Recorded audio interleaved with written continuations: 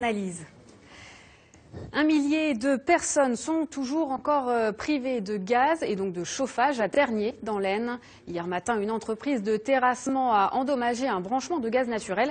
Les réparations sont toujours en cours. Vous voyez ces images tournées ce matin. En attendant, c'est le système D. Christian Croët, le maire de Tergnier, où en sont les réparations? Bien, écoutez. Tout d'abord, bonjour. Les réparations sur la conduite elle-même sont achevées. Donc aujourd'hui, le problème, c'est le raccordement, la remise en gaz de tous les concitoyens qui ont été coupés suite à cette fuite hier. Il y a 40 personnes, 40 agents de GRDF qui travaillent en ce moment à Tergnier.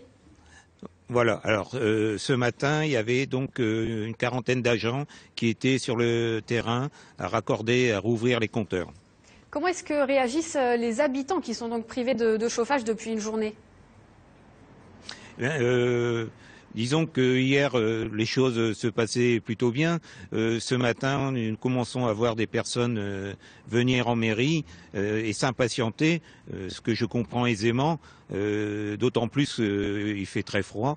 Donc dans les maisons, les températures tombent vite, surtout chez les personnes âgées ou dans les familles, il y a de jeunes enfants ou malades. On voit là des lits de secours. Comment est-ce que vous, la mairie, vous avez réagi à cette panne? Alors donc aussitôt, bien entendu, les services municipaux ont été mobilisés pour pouvoir prendre en charge et assurer ce qui pouvait l'être, ce qui devait l'être. Donc dans la journée, des techniciens de la ville ont accompagné les agents de GRDF pour bien préciser les rues, les logements, pour gagner du temps.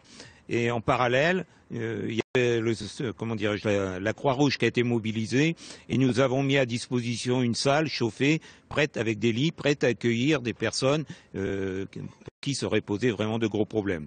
Donc tout a été assuré et nos services mobilisés au maximum. Quand est-ce que le gaz sera totalement rétabli ? Alors écoutez, moi je me réfère à l'engagement pris par GRDF, à savoir que tout devrait être rebranché ce soir. Alors j'espère que les engagements seront pris, parce que cet accident est survenu suite à, au terrassement fait par une entreprise missionnée par GRDF. Et que je m'interroge aussi de savoir depuis hier si les effectifs étaient suffisants pour justement intervenir très rapidement au niveau des rebranchements de gaz. Merci Christian Croët. Nous reviendrons bien sûr sur cette fuite de gaz ce soir à 19 h.